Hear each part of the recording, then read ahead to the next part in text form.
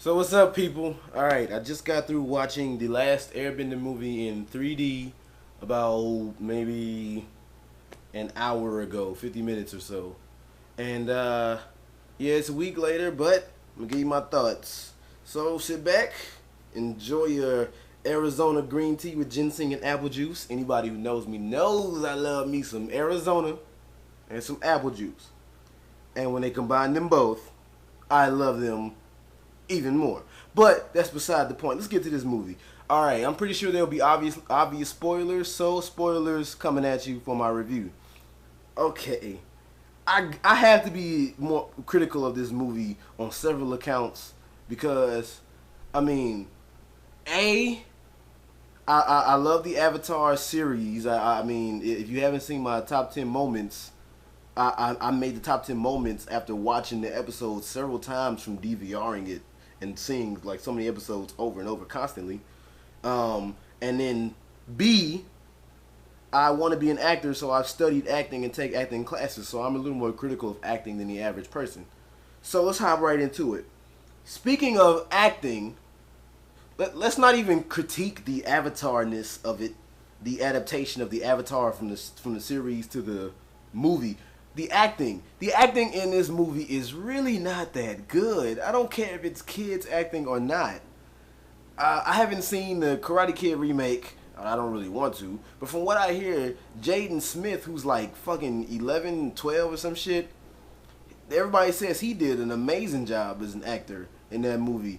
And these are kids, and they don't really do a good job. Jackson Rathbone, who I hear is from Twilight, so he's gonna have another trilogy that people are probably not gonna want to really keep making that he's gonna be in anyway.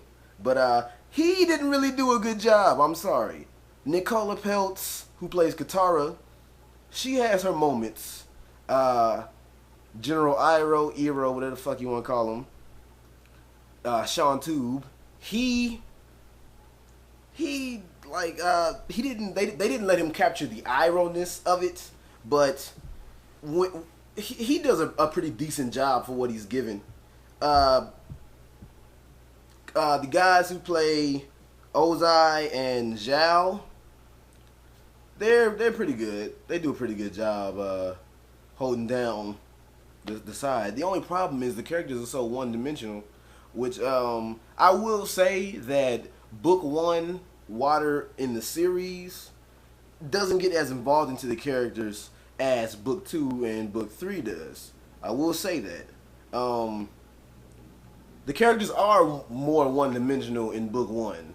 And they start to slowly expand as book one expands, and then by book two we get invested in these characters, and by book three we are so invested in them and they are so multi-dimensional that the show is just crazy.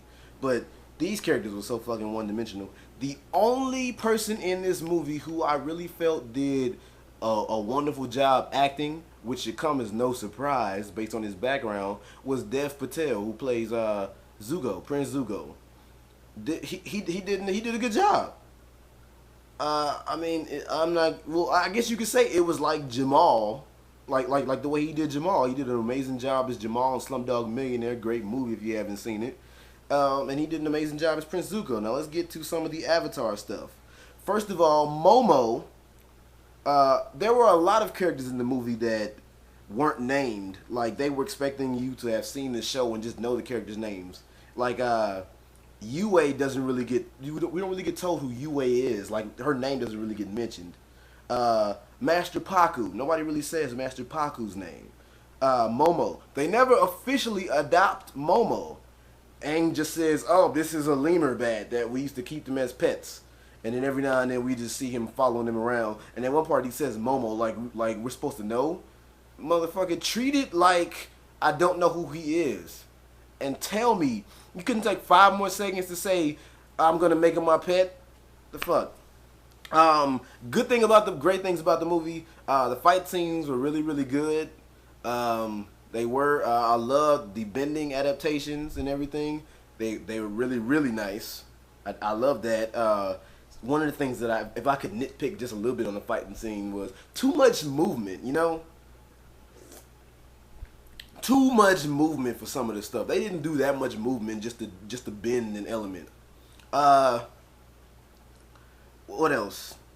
What else can I talk about this movie? I can see why they picked Noah Ringer to play Aang because of his martial arts background and everything. I'm guessing he has a martial arts background because it looked like he was doing his own stunts in the movie. If he wasn't, they were doing a good job masking it. Let's see. But, I mean, overall with this movie, one thing that I can say that I really, really liked the way they adapted it, which I'm pretty sure a lot of people will really, really will agree with me on, is they basically adapted almost the entire Blue Spirit episode, where Aang gets captured by Zhao, and then Zuko comes in as the Blue Spirit. We have no idea what the Blue Spirit is. Zuko comes in, frees him, they team up, and then it's found that it's Zuko, and Aang runs off, like, oh crap, it's Zuko. The villain helped me, and Zuko has redeemable capabilities and all that shit.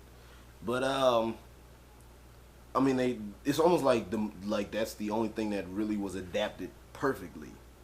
And Yue becoming the Moon Spirit, that was another thing that they did a pretty decent job on. No Kyoshi warriors. I heard that M. Night had a lot of Kyoshi warrior footage, but he cut it out because he said the movie started becoming more about the Kyoshi warriors and less about Aang and Katara and Sokka's travels. One thing I didn't like about the movie, speaking of Sokka and Iroh, Sokka, fuck, I hate them name changes, but is there was no comic relief. Yeah, okay, Iroh was wise and Sokka was brave and, forthright, but there was no comic relief for real. The only time I really remember some comic relief in the movie is when they get to the Earth Nation village and Sokka and Katara are about to stand up, and the Earthbenders are just watching, and Sokka's like, okay, everybody can help us fight now. Other than that, it's like there was no comic relief. Where the fuck is the comic relief for Sokka? But this review is going on a little long, so let me just finish off two things that I can say is good. They did a good job setting up book 2. Book 2 should be nice because we should delve into the characters more. And Azula, I can't wait to see Azula. I can't wait to see Toph and Azula, because that's another redeemable thing about book 2 is Toph. Those two things, Toph and Azula. And I wonder if they're gonna have Mai and Ty Lee. They definitely should. But review's going on a little too long, so on a scale of 1 to 10, 10 being I can die right now, happy to have seen that movie, and heaven will be them playing this movie over and over and over, and it'll be wonderful. And 1 being, I hope I live the rest of my life never hearing about this movie, and if I was to die, hell would be them playing this movie over and over, and it would be horrible. I would have to give this movie, sadly, like a 4 or 5. I'm going to say a 5. Hopefully book 2 will be better. And remember, if you don't watch You Lose TV, you lose.